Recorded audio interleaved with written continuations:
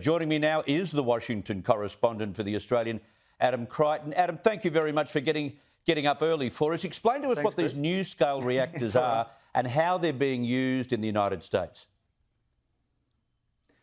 Yeah, well, certainly these are just much smaller versions of existing nuclear reactors. They've been under development for over a decade now. There's various companies with designs that have been approved, but only one company, NuScale, as you mentioned, has had its design approved by the US government for commercial use just last month, I should say. So that's quite a big deal.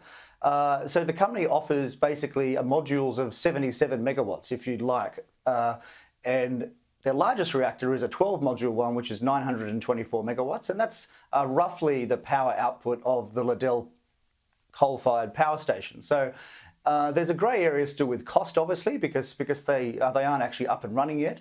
But most estimates suggest that one could be purchased for about $2 or $3 billion, which is substantially less than the cost of those major nuclear reactors that you just alluded to earlier, such as Hinkley Point in the US, which is up to about £30 billion by now and is 10 years late.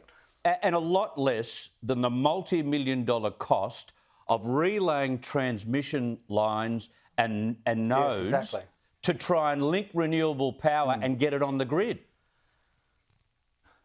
Yeah, look, that's the frustrating thing, and that's something the CEO of NuScale was saying to me. He said all of these comparisons about solar power versus nuclear, they conveniently ignore, for the solar side, the cost of completely changing the transmission network, because you have to traipse these lines, far and far out into the country to the solar panels. Whereas the good thing about these small modular reactors is you can basically put them at the same site as the old coal-fired power stations, and indeed potentially use even the same workforce as well.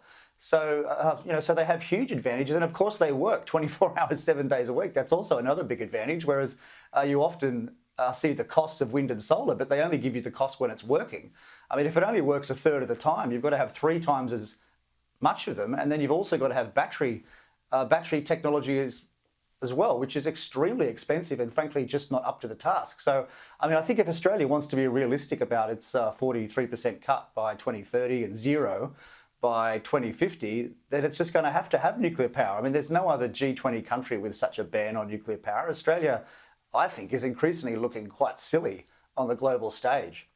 Silly and immature, you were spot on. How quickly could these modular nuclear units be up and running in Australia if the government grew up and lifted the nuclear power ban? Well, look, the CEO said 2027, 2028.